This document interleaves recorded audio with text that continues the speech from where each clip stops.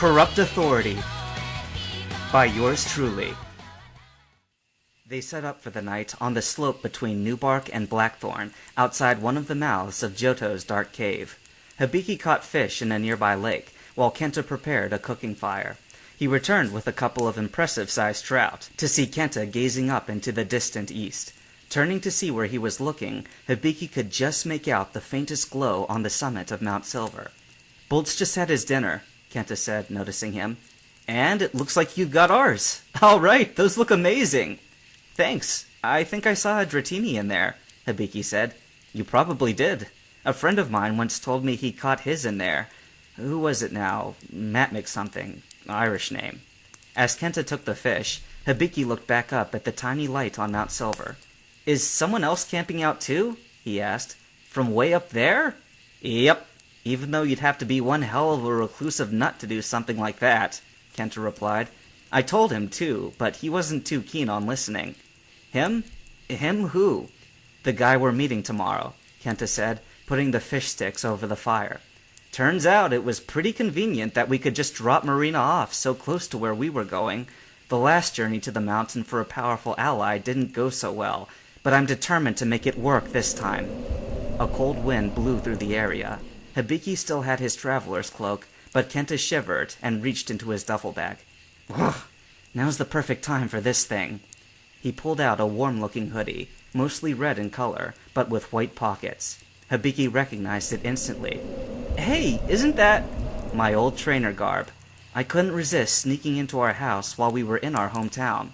He pulled it over his head and sighed with relish, as if caught up in the nostalgia of old times.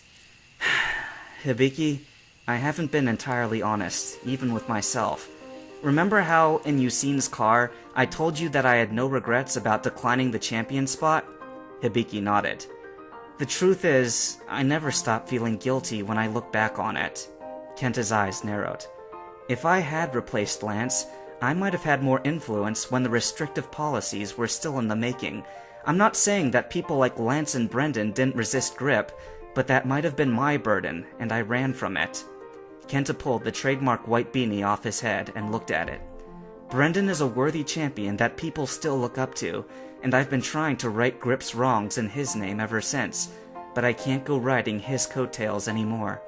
He put the headgear into the duffel bag and pulled something else out. In the light of the fire, Hibiki noticed the flash of black and gold.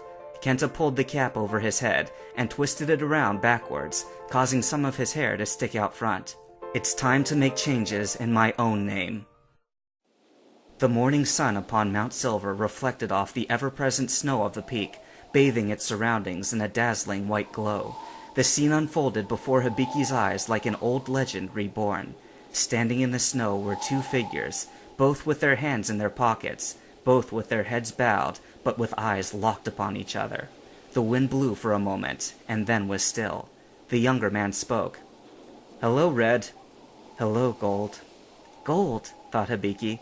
"I can't remember the last time anyone used Kenta's master title." Kenta's eyes widened, and he smiled.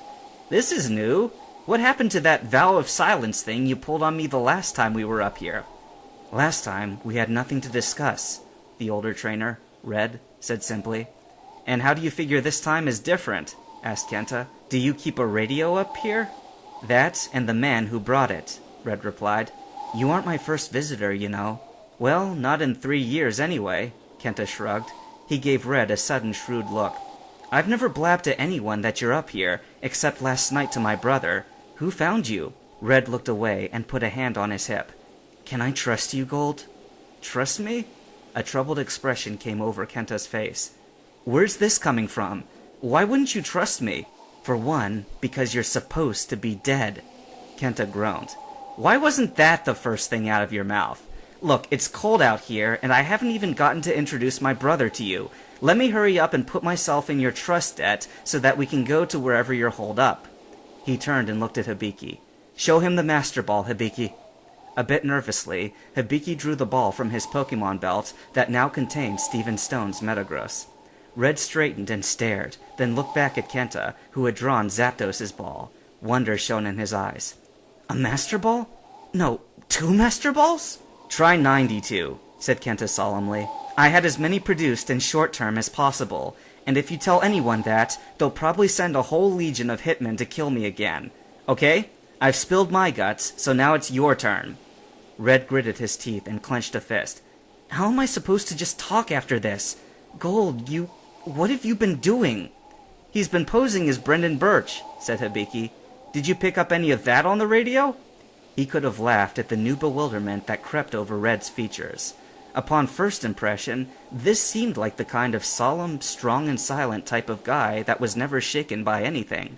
Yet there he was, with his mouth hanging open like his jaw was disconnected. "Red, seriously," Kenta spoke up again. "It's freezing up here. Let's get out of the open air."